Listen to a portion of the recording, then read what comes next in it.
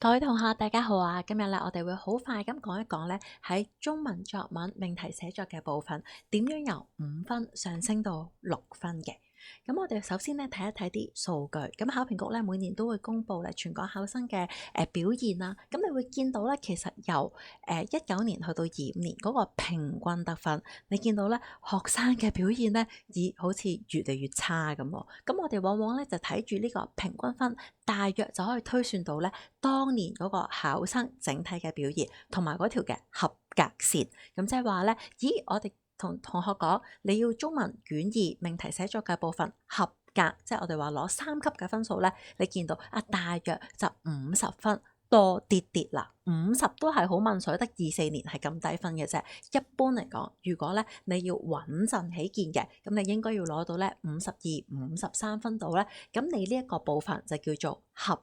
啦。咁你會見到咧，其實全港大部分嘅考生平均嚟講咧，哇，咁即係話作文裡面咧有4條柱，基本上大家咧都係攞5分，咁即係一個中下嘅水平啦。咁但係只要我哋由5變做6嘅話咧，你馬上其實就能夠咧俾全港頗多嘅考生咧為之出色同埋優勝嘅。咁所以今日咧我哋就會就住幾個欄目，分別咧係內容、表達同埋結構3個方面咧，諗下點樣可以咧係極速地由5上升到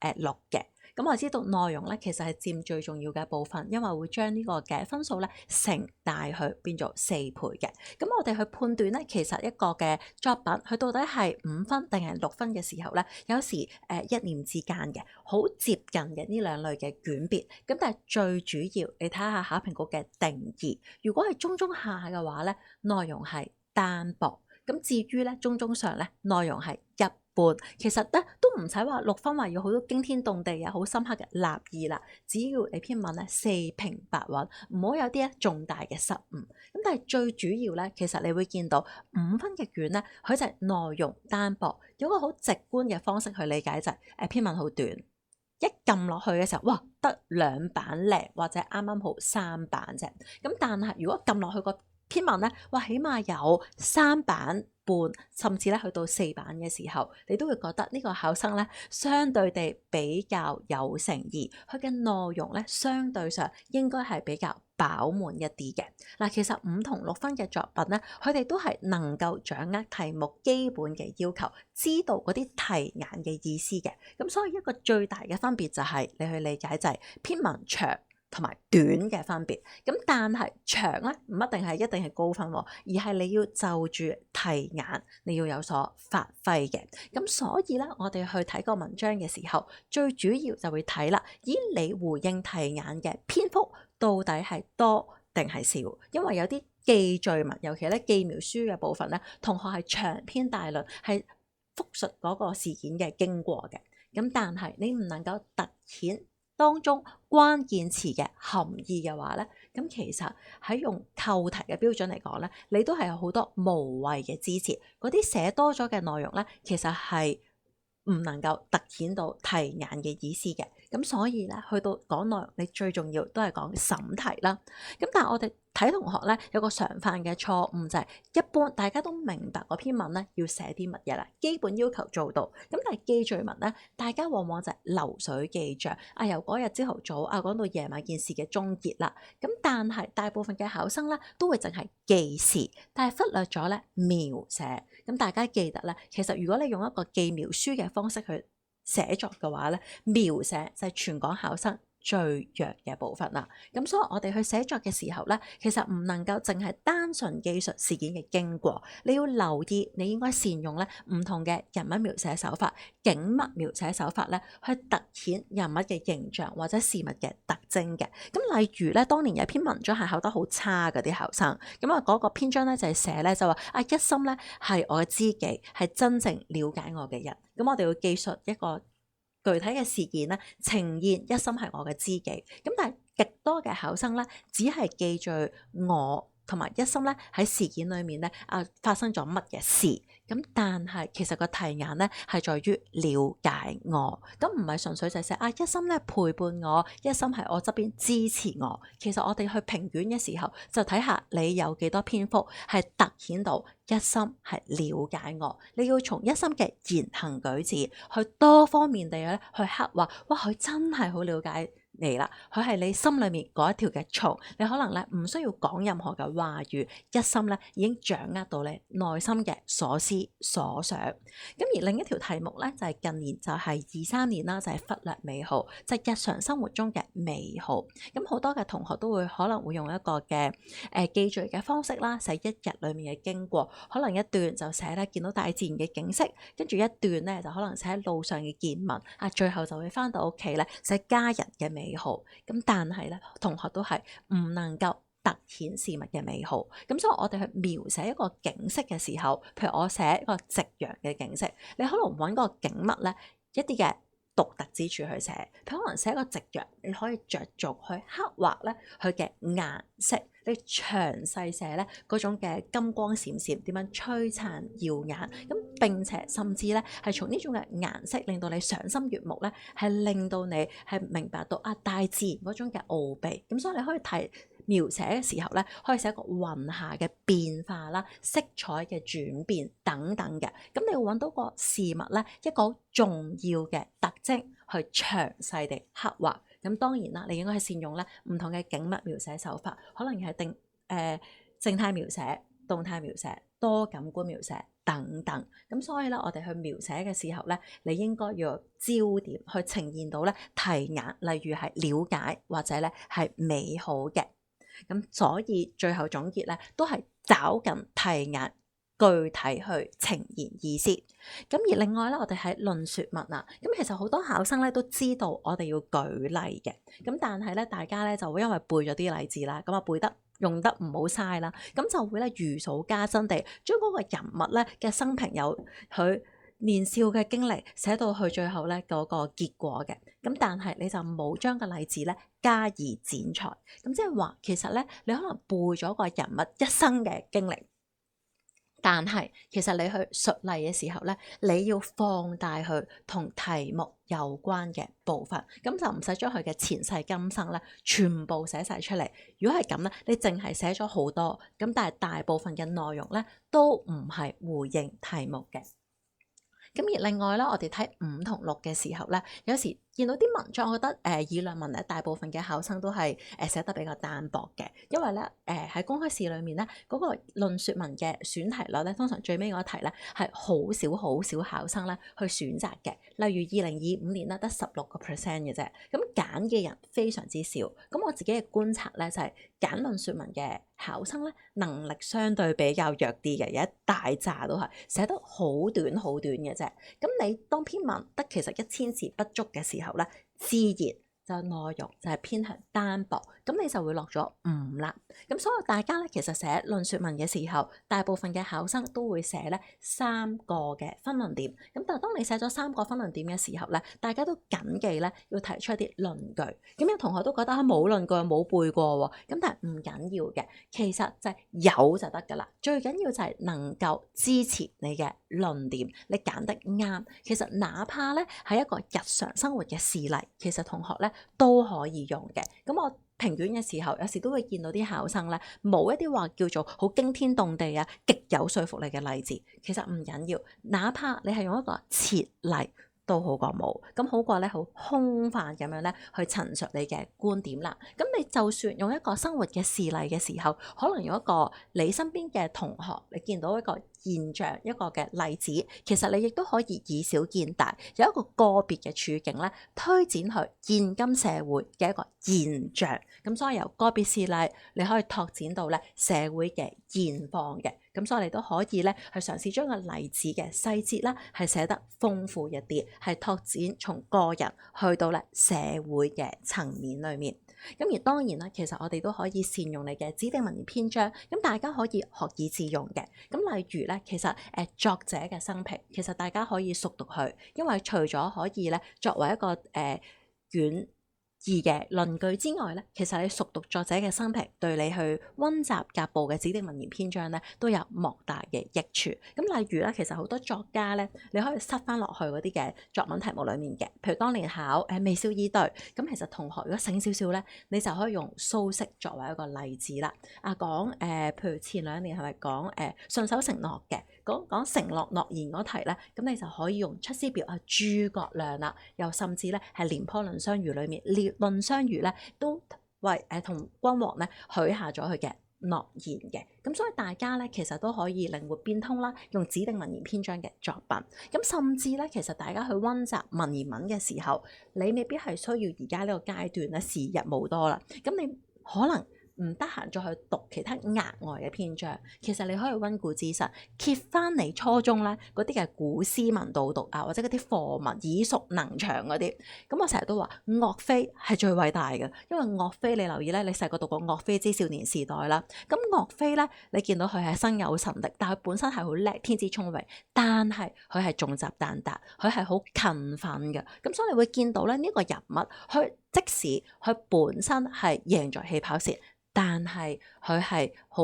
依然係非常之勤奮、好學、努力嘅。咁而另外佢孝順爸爸啦，因為得到爸爸嘅准許咧，佢先至殉國死義啦，又尊師重道啦，跟住又愛國啦。咁你見到咧，其實一個人物你可以從3-4個角度咧去分析佢，藉住一個事例咧去幫助你去融入喺唔同嘅作品裏面，令到作品咧其實都有啲嘅古代嘅例子。咁我哋記得你去舉例嘅時候，咁如果一段裏面你要1個分論點啦，咁你可以先舉一個古代嘅例子，然後再舉一個嚟現代嘅例子，咁你咪就係每段有2個例子，咁全篇文有6個例子，咁你個內容咧自然就唔會係單薄，而係至少咧都去到6分咧，係可以去到一般嘅水平啦。咁所以總結咧，我哋睇內容嘅部分，其實角度要豐富嘅，尤其同學咧係作開放題。咁你見到咧呢幾年係中間嗰題咩不完美添色彩忽略美好嗰啲，咁我哋最好啦，或者甚至係嗰個無愧的選擇啦。咁中間個題咧，其實有頗多嘅考生咧，都唔係寫一件事或者一個處境嘅。一個容易啲處理嘅方法就係寫3個層面、3個角度啦。咁但係嗰3個角度咧，最好就係唔同嘅。咁譬如個人啦、他人、社會、世界、文化等等，由唔同嘅層面裏面層層遞進，係多方面咁去剖析一個嘅議題。咁甚至咧，我哋有啲同學咧，每一段都好短啊。咁當你有時間寫晒成篇文章啦，你得5段嘅啫，引言跟住中間3嚿嘢，最後結語。哇！你寫完都係得1000字啫喎。咁你仲有時間剩嘅時候，咁你就不如喺下面空白嘅位置咧，你嘗試再寫多一個角度，咁然後你畫一個星星符號箭嘴咧，指翻上去上面，咁就多一個角度。咁你記住咧，冇功都有勞。如果有時間剩嘅話，盡量寫多啲。你篇文有1002字嘅話咧，咁就比較穩陣啲咧。起碼就係內容去到一般，而不是單薄啦。咁所以總結咧，我哋講內容嘅層面裏面咧，我哋會睇篇幅嘅。最起碼全篇文章嘅字數唔好太少，但係最重要咧就係你同題眼扣題有關嘅內容。你記住呢篇叫做命題寫作，咁所以逢親同題眼有關嘅字詞咧，不要放過，詳細地寫。反之，如果同題眼冇關嘅內容咧，全部係枝節，請你咧係刪減佢，唔好花咁多嘅筆墨啦。咁內容係最重要，內容往往咧就會影響結構噶嘛。咁第2條柱咧，我哋咧就睇埋個表達啦。嗱，事實上咧，你見到考評局咧去評表達嘅時候，佢有3個角度嘅。第一個用詞，第2文句，第3係表達手法。咁但係作為一個閱卷員，第一眼望落去嘅咧就係你嘅詞彙啦。咁第一個你一定要用詞要準確，咁你唔好咧張冠李戴用咗啲唔啱嘅詞語啦，因為有時你會搭配不當嘅，或者你根本唔理嘅一個意思，你誤用咗，其實係非常之硬嘅。咁所以第一樣嘢唔好有一啲明顯嘅錯誤。如果你唔理解嗰個字詞，請你唔好用。咁而第二咧，其實就會睇埋你嘅詞彙量啦，你係要豐富嘅。咁我哋會考慮就係作為一個中六嘅同學，哇！你唔好嗰啲用字仲係咁低低 B B，好似中一咁樣，你應該用一啲係切合中六學生應有水平嘅詞語嘅。咁啊最簡單，你用啲成語啦，扮下嘢都好。但係記住作法咧，我哋喺表達方面咧，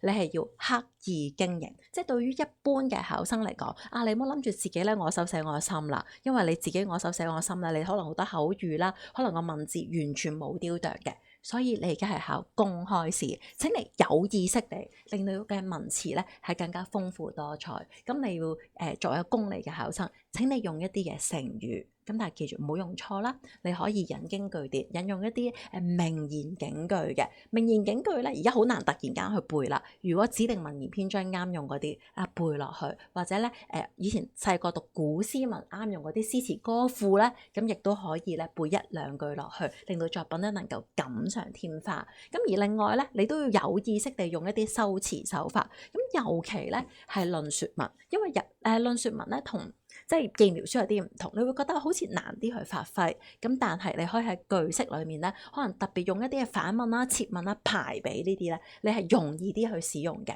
咁而我哋去寫文章嘅時候咧，會令人有印象深刻嘅咧，往往係用一啲嘅比喻，係咪？我哋用一啲嘅明喻、暗喻、借喻等等咧，其實可以令到一啲比較抽象嘅道理變得具體嘅。咁而咧，我哋係寫唔同嘅文體嘅時候，你都要善用唔同嘅手法啦。咁所以你應該咧喺啲初中中一嘅時候已經學過人物描寫手法，有直接描寫，有間接描寫。咁景物描寫可能你會有多感官嘅描寫啦，動態、靜態啦。咁而論證手法咧，大部分嘅考生都會係用一個嘅舉例論證，咁但係大家其實亦都可以咧善用正反論證同埋對比論證嘅。咁尤其當你發現你自己篇文成日都好短嘅時候，你可以善用正反論證，即係就住同一個例子咧，你正面啲講咗佢，哇佢咧當時咧就係咧踏出咗舒適圈啦，所以能夠突破咗能力嘅界限。哇，反之，如果當日咧佢畏首畏尾唔敢踏出舒適圈嘅話咧，佢就固步自封，停滯不前啦。嗱，其實同一個例子，你正反咁樣 loop 嘅啫，咁你就能夠令到篇文章咧更加飽滿，亦都能夠咧善用多元化嘅論證手法啦。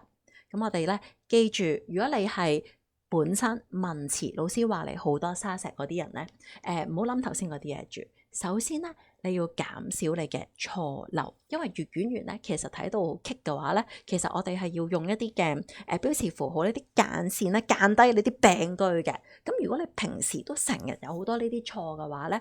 建議你可能用多啲短句，因為有時你用咗好多複句咧，特別你亂用嗰啲關聯詞，啲連詞因為所以啊嗰啲，你有時會用錯晒嘅。咁你盡量用一啲比較簡短嘅意思，每句句子係講一個簡單嘅意念，唔好一逗到底，快啲句號，咁個文字上咧容易啲睇嘅，起碼唔好俾人捉到你有錯。咁而另外咧都要避免咧，其實好多考生咧有個問題就係你嘅句子成分殘缺，通常就冇咗個主語嘅，講下嗰句説話咧，唔知道嗰個做動作嗰個人係到底係我定係媽媽定係一心嘅，冇咗個主語嘅，咁就係一個病句，比較明顯嘅。咁所以如果你平時係嗰啲文字咧，老師成日都話你哇好難睇啊，好多病句嘅話咧，盡量簡單啲，減少錯漏，然後加咧可能4、5、6個成語落去咧，咁都有機會咧去到6分嘅喺作法裏面。咁而去到結構啦，嗱原則上咧結構係同內容係掛鈎啦，你內容係6嘅話，結構都會係6嘅，但係都有啲情況咧就係你內容係5嘅。內容係5，因為你可能對條題目嘅掌握一般，某啲嘅關鍵詞你唔係好明，有少少嘅錯漏。但係有啲情況就係，哇！你篇文咧整整齊齊，又識前後呼應咧，其實作為一個 marker 咧，都會覺得，好似都喺內容上咧，你可能我會掙扎5停6、5同6都係俾咗5，但係就會拉上補下喺結構嗰度咧。如果你有少少嘢做得好，就會upgrade 你，即係1個分數。咁但係你乘翻2㗎嘛，其實多咗2分。可能本身你5晒嘅所有分，咁但係結構變咗6嘅話，你都有52，你都合格㗎啦已經。咁係最主要啦。我哋去睇一個嘅結構嘅時候咧，睇個長略五嗰啲咧，往往就係頭重尾輕、虎頭蛇尾嘅，或者每一段嘅焦點唔係好明確嘅。但係六咧，我哋話基本上係一篇完整嘅文章，長略係得宜。但我哋講長略輕重得宜嘅時候，往往就會睇翻條題目嘅題眼咯，即係你突出題眼嘅地方，你寫多啲，唔關事嗰啲寫少啲，咁都係同內容咧係息息相關嘅。咁但係有啲位咧係容易啲，你去喺結構度攞到個六嘅，咁最好就係無論你係寫三段式嗰啲嘅記描書，可能三個階段啦，三個事件啦，又或者你寫議論文嘅話咧，記住一個段落係一個重點嚟嘅。係咪？有時可能一個段落一個嘅分論點，咁但係你要留意咧，就當你排嗰三嚿嘢嘅時候，嗰三個論點咧或者個角度最好就係截然不同，因為有時咧會讀到好迷茫，即係可能你兩個部分都寫差唔多嘅嘢咧，係令人覺得好冗贅嘅，咁令到人覺得咧個內容係重重複複講嚟講去都嗰三幅皮，咁就結構唔夠分明啦。咁而第二個咧，當你排嗰三嚿嘢嘅時候，唔該你係有大綱嘅。喺個大綱嗰度認真望一次，係咪層層遞進、由淺入深？咁原則上，你有啲人咧咪就係人生唔同嘅階段，有佢童年嘅時候，去到青少年，去到成年啦，去到老年，咁你可能有四嚿嘢用時間去排啦。有時你可能從嗰件事嘅嚴重性啦，又或者最簡單就係從個人啦、他人啦、社會，甚至去到文化嘅層面，去到人生哲理嘅啦，最後嗰個已經係最勁寶物沉歸底嘅，咁最發人深省嗰個咧就擺喺最後啦。咁你應該會俾人見到咧，你嗰三嚿嘢，甚至係四嚿咧，係有個脈絡喺度。咁哪怕可能你有少少離題，喺內容上有啲嘅失誤，但係有時 mark 卡見到，哇，佢識四個層次喎。雖然咧嗰啲分析麻麻地，但係都好分明喎。咁就有機會咧係令到內容同結構脫咗鈎，喺結構嗰度比高一格俾你啦。咁而另外咧，其實特別係一啲嘅議論文啦，你要善用標詞語同埋主題句嘅，咁就令到個論點咧一目了然啦。咁所以你都應該咧，其實而家可以練習下去寫大綱嘅時候，去到呢個階段，你未必次次都寫晒成篇文章俾老師去評改啦。你可以攞啲題目咧，自己去寫作你嘅大綱，同埋練下寫主題句。咁你見到咧就係考評局係不斷讚咧，係卷二嘅甲部咧實用文，佢話哇，原來啲考生識用主題句標示語係好叻噶啦。咁即係話原來好多人唔識用嘅，你識用咧，咁你就頂呱呱啦。咁所以呢啲咧就係啲即係最基本嘅嘢啦。咁而咧寫記描書嘅時候，其實你都可以咧用一個前後呼應嘅手法嘅。咁但係嗰啲前後呼應嘅內容應該都係文章嘅重點嚟嘅。咁就算咧係論說文咧，其實你都可以首尾呼應，因為有時你可能引言嘅部分係藉住一啲嘅小故事或者一啲嘅社會現況，係提出一個現象。去到文末嘅時候，你呼應翻你一開頭提出嘅嘢，咁都令到結構咧其實更為嚴謹嘅。咁而另外咧，我哋去評改一個同學嘅作文嘅時候咧，記描書咧唔該嚟結構一定要好完整啦。咁你就唔好咧頭重尾輕。咁好多時咧，你哋就會喺作文裏面咧係記敘文嘅話，起嘅部分交代嗰啲前世今生嗰啲背景啊，或者好長一直都唔入題。嗱，如果你記住係寫一件事嘅話咧，第一段我俾你寫下啲引言嗰啲廢話嗰啲，去描寫下風景啊嗰啲就算啦。200字之內你就要停啦。去到咧第二段嘅第一句開始，唔該你馬上入正題。咁而咧，其實你要花重筆墨嘅地方咧，就係個轉捩點。點解突然間你會恍然大悟？個作品嘅高潮位突出咧個人物突然間蛻變啦，佢能夠改變嘅一個位，其實你要長寫嘅。咁但係因為有時你哋唔夠時間，就會後勁不繼啦。咁記住嗰啲係引子，譬如你寫一心是我的知己，咁前面咧你點樣同一心相識啊？細個點樣去做好朋友啊？咁嗰啲唔緊要，嗰啲唔重要噶，最緊要係寫這一件事，一心了解我。咁其他我哋就略去不提啦。咁而咧議論文嘅話，咁大部分嘅同學都會寫3個分論點啦。咁有時咧你會失心瘋，唔知點解無啦啦咧有其中一個分論點好短。但你記住3個部分咧，你嘅篇幅應該要係一致嘅。咁最好咧就係相約嘅